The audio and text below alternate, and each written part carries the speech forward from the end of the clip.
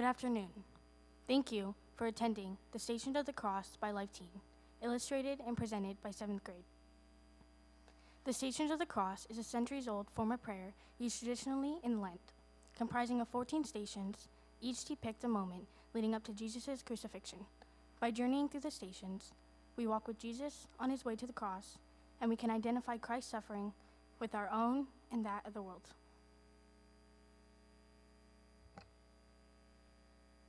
The first station, Jesus is condemned to death. We adore you, O Christ, and we praise you.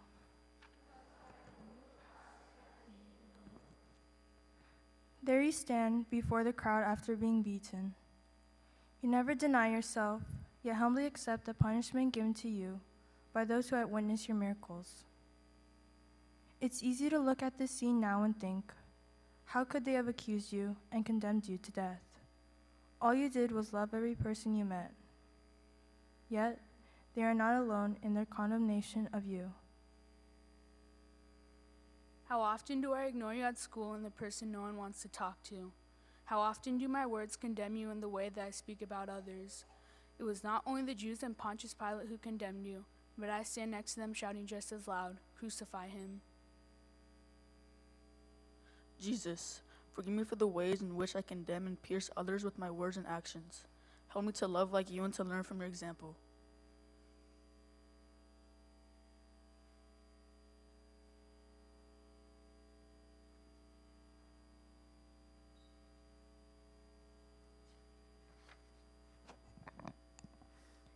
The second station, Jesus carries the cross. We adore you, O Christ, and we praise you.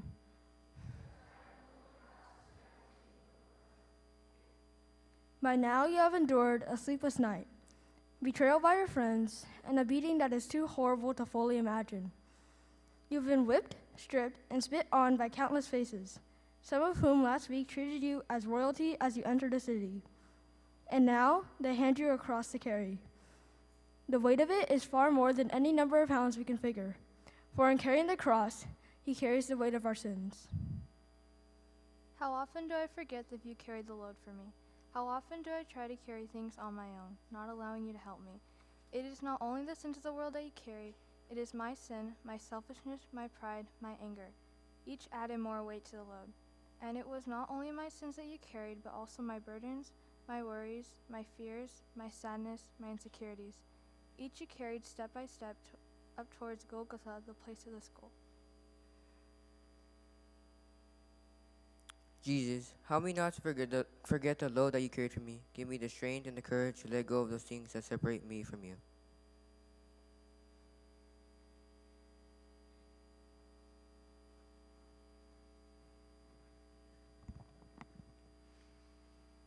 The third station, Jesus falls for the first time. We adore you, O Christ, and we praise you. As you walk through the narrow streets, every moment, every jolt burns and reopens your wounds. The pain along with the weight of the cross becomes too much, and you fall. In boxing, when a fighter falls and is too beaten to continue, the fight is stopped by the referee. Yet, there is no one there to stop the battle that you fight for us. Even though you know what lies ahead, you do not stop and somehow find the strength to continue. How many times have I fallen in my walk? Too many to count, I'm sure.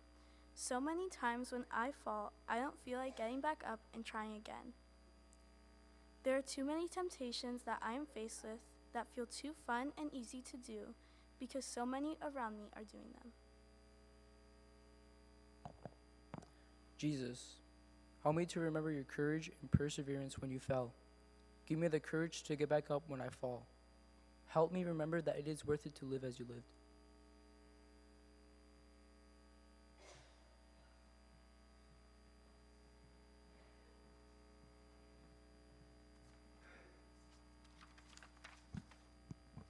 The fourth station, Jesus meets his mother. We adore you, O Christ, and we praise you. Amid all the shouts and jeers from the crowd that move like a wave in your mind as you struggle to remain conscious, one voice stands out. At first, it is so faint that you wonder if it is real, But then, as your eyes meet and you see her face, you are not surprised that she is there for you. She has always been there for you. Her, yes, to the Father, has been a light in the darkness. And now, here in your darkest hour, she is there. There are so many times when I feel alone in my struggles. It seems that no one understands what I am going through, especially my parents. But I realize they must. How many times have I hidden things from my parents out of fear of what they would say or what trouble I would be in when all they want is to love me? Jesus, help me to remember that I am never alone in my struggles. Help me to see my parents as you saw yours. Help me to know their love for me and when things are hard between us. Help me to remember the light of your mother in my life.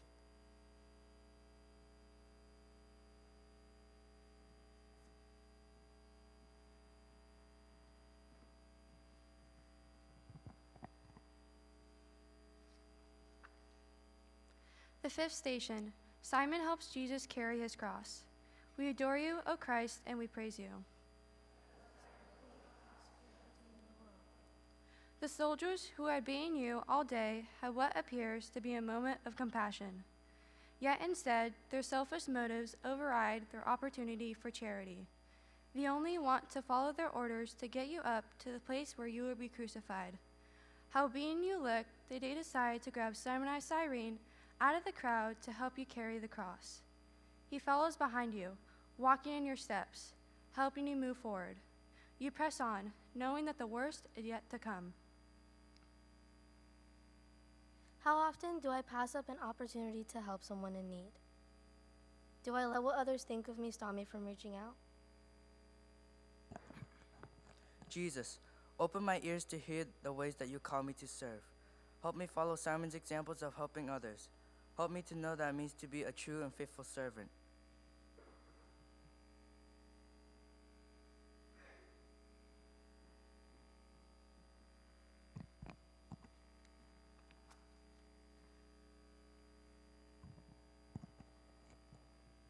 The sixth station, Veronica wipes the face of Jesus. We adore you, Christ, and we praise you. By now the thorns cut so deeply into your head that even seeing where you should step next is almost impossible. Up to this point, all who approach you, other than your mother, either shout at you or spit in your face. As Veronica approaches, she walks differently than the others. As she reaches out her hands and wipes your face with her cloth, suddenly her face of compassion becomes clear. No words are necessary. Both your eyes say it all. For in that moment, your dignity as a man is restored. How many times have I forgotten that each person is made in your image and likeness, and therefore deserve my respect?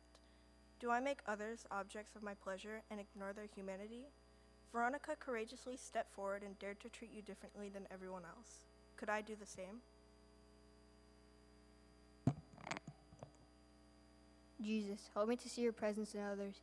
Give me the courage to follow Veronica's example of treating others with love even when no one else does.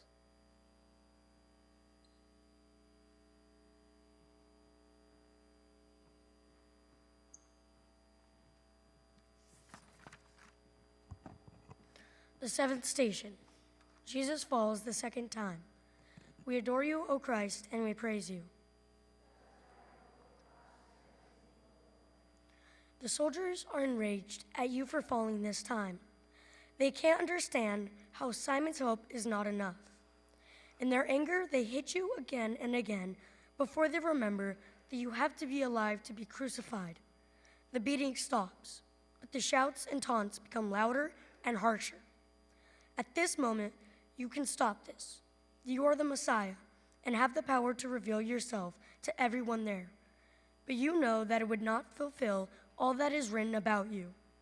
You know that you must be faithful to all of the Father's promises to his people, remembering your love and your faithfulness.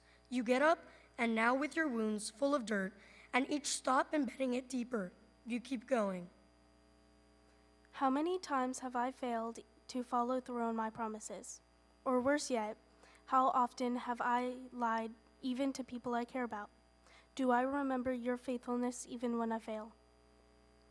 Jesus, Help me to believe in your faithfulness and love for me. Give me the grace to follow through on my word to others. Help me to be a person of integrity.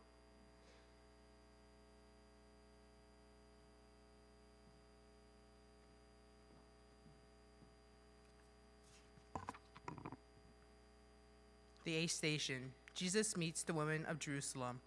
We adore you, O Christ, and we praise you. Their wailing sounds like a funeral. They cry and weep as if you are already dead. While air still passes through your lungs and your heart still beats, to them you are dead.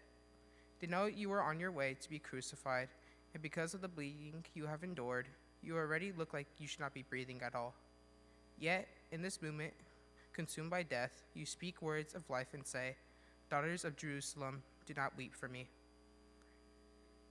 Do I listen to your words in my life?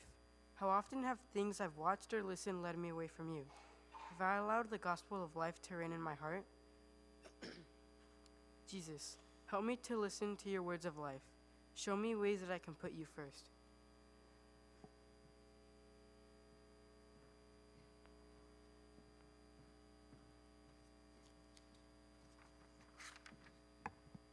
The ninth station, Jesus falls for the third time. We adore you, O Christ, and we praise you. Again you fall, this time from sheer exhaustion.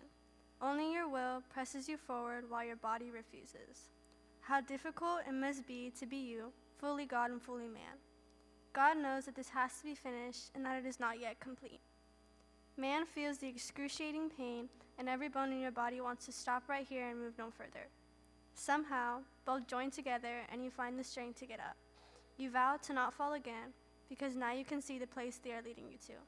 You know the end is close, and so you press on. How many times have I let my flesh win over my spirit? How often have I chosen to sin rather than to follow your way? Was it my sin that became too heavy that you fell this third time? Jesus, help me to follow your ways. Help me to remember your victory over my sin. Give me the grace to recognize when I sin and the desire to sin no more.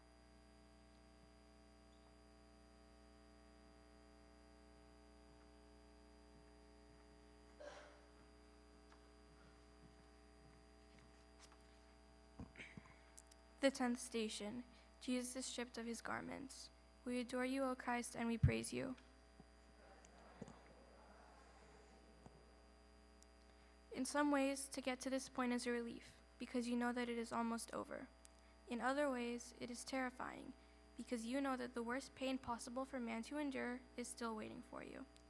By now, your bloodied cuts have dried into your garments. Because of this, they act as a layer of skin for you, since so little of your own remains. As the soldiers strip you bare, it is not the nakedness that is painful, but rather the vicious tearing of your skin. The cuts that had closed now reopen, and once again a river of blood runs all over your body. You are stripped of your dignity as a man, for even animals are given a swifter, less painful death. How often have I judged others by the way they look or what they are wearing? Do I find my own self-worth and self-identity by the clothes that I wear or the way I look?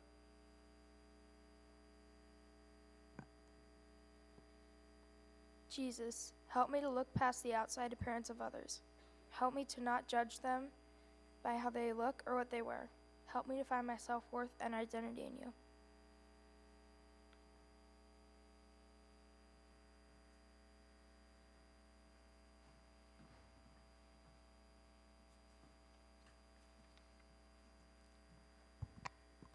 The 11th station, Jesus is nailed to the cross. We adore you, O Christ, and we praise you. On a holy cross you have redeemed the world. Lying down on wood is not foreign to you. The first place you were laid when you came into this world was a wooden manger. There you were, laid in love, and now it is out of love that you lay here on this wooden cross. The soldiers pull your right arm out beside you, and then horrific pain flows through your entire body.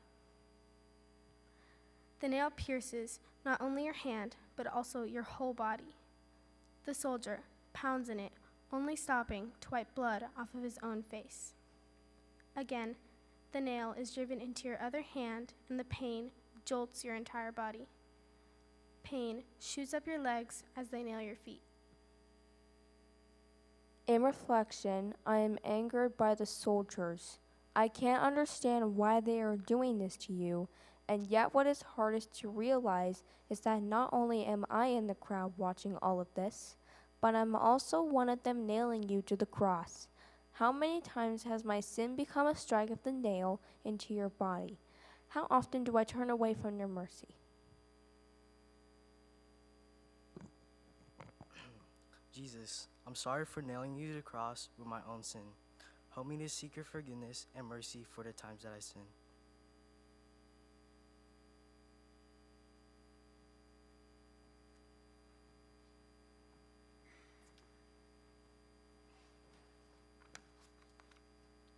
Please kneel.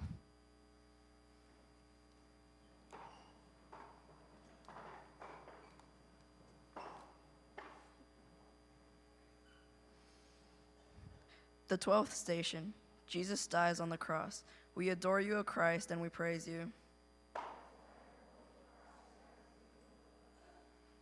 Above your head is the inscription, King of the Jews. As you use every last ounce of life left in you to lift your body so that you can speak, you do not look the part. Yet every word out of your mouth is one of love, truly from another kingdom. The faces of all humanity must flash before your eyes, as one by one you recount whom you're doing this for. And finally you say, Father, into your hands I commend my spirit. It is finished.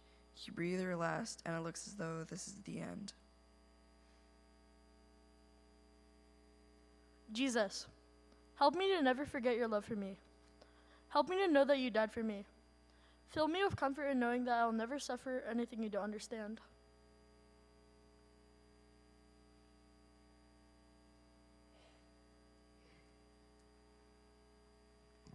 Please be seated.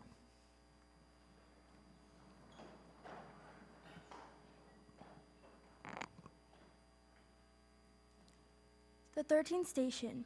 Jesus is taken down from the cross. We adore you, O Christ, and we praise you.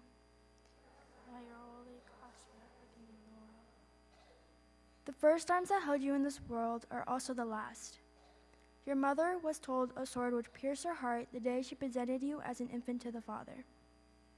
Now, as she holds your body that has mingled beyond recognition, she sees not only the man she now holds, but also the child she held, and her heart is pierced. Your comfort to her will come, but in this moment, she only has the Father to be with her in her sorrow and pain. All hope seems gone. How many times have I lost hope in you? How often have I doubted your ability to be God in my life over all things? Jesus, help me to trust in you. Help me to place all of my hope in you and give me peace in knowing that you are Lord over all things.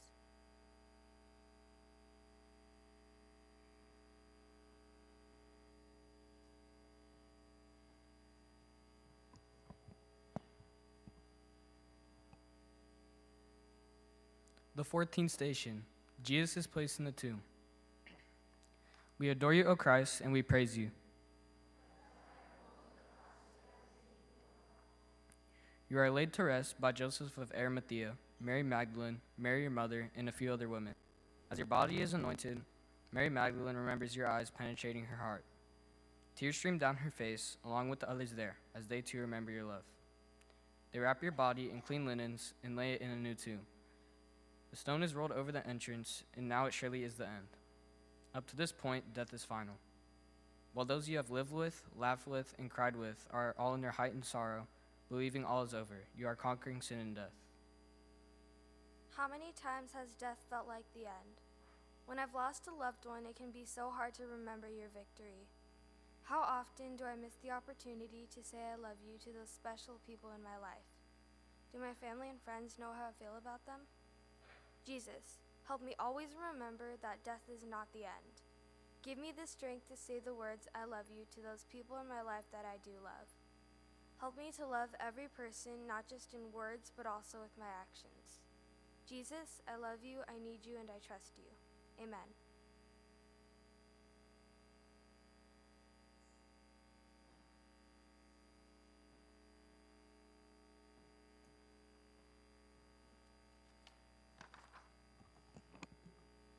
Thank you for attending the Stations of the Cross presented by 7th grade. Teachers, please dismiss your students quietly.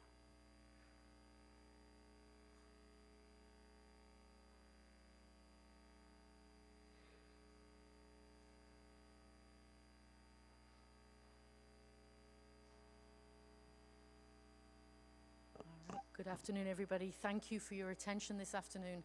Thank you, 7th grade, for the beautiful presentation. It's very fortunate that we are able to do this each week in the run-up to Easter, so that we prepare, that we reflect, and that it really does make us think.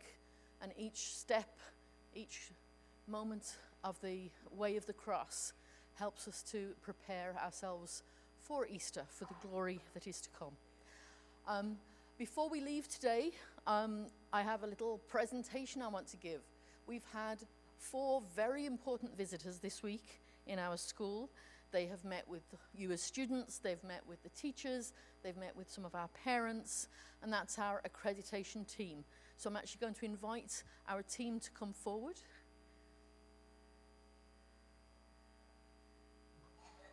They're very shy, you can tell. Accreditation is something that is necessary for all schools. So all schools across the United States, and here in the western side of the United States, we have the Western Catholic Education Authority, and then we have the association, and then we have the Western Association of Schools and Colleges. And so we have a process that we go through every year depending on what school you're in, to make sure that what we're doing is the right thing. And so our teachers are going to get a round of applause right now.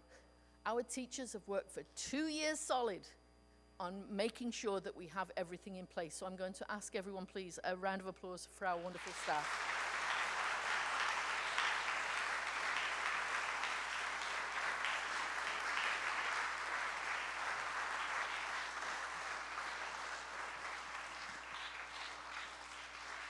Thank you. So, and this is a good opportunity. There's a very small representative body of our parents today, but I would say they are going to represent all of our parents who are always incredibly supportive for all of the activities here in school. So, boys and girls, if you would, to our parents.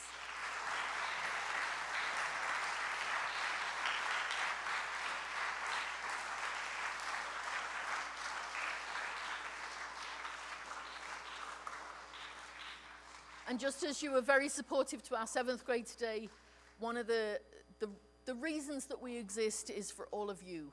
And so for this week especially, I think, all the teachers have been saying how very responsive you have been, and everything that we do and everything that we try to do and how you respond to that is very important. So on behalf of all of our teachers and parents, students, I want to thank you for all of your growth and achievements and for all that you do.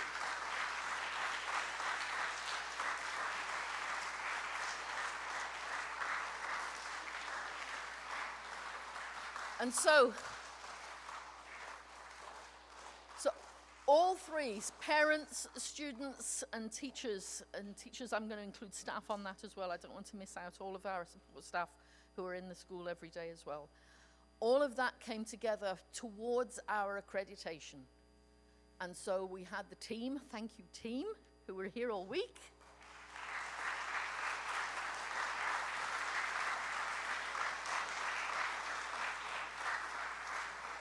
And this is very important people who've come in, who have met with everybody, who have witnessed everything, who have checked everything.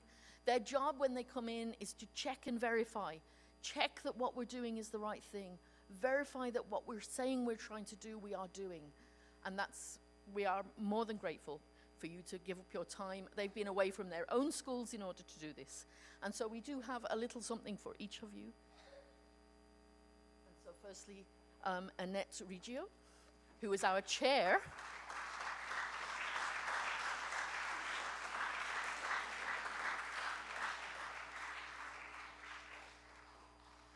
Dr. Celinda Kingsby.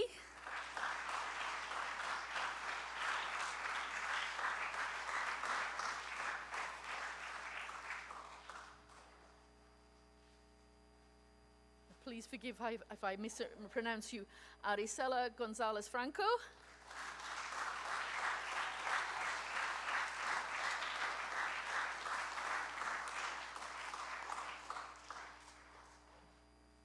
And Maria Campos.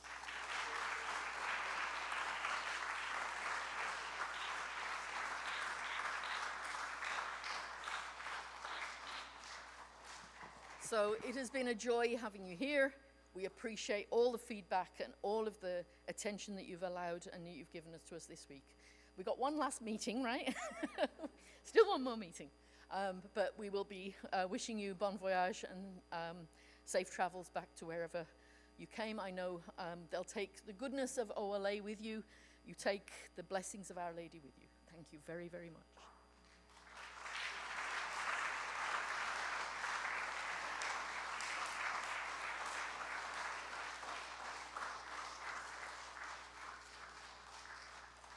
And so on that, teachers, if you would dismiss your students. Thank you.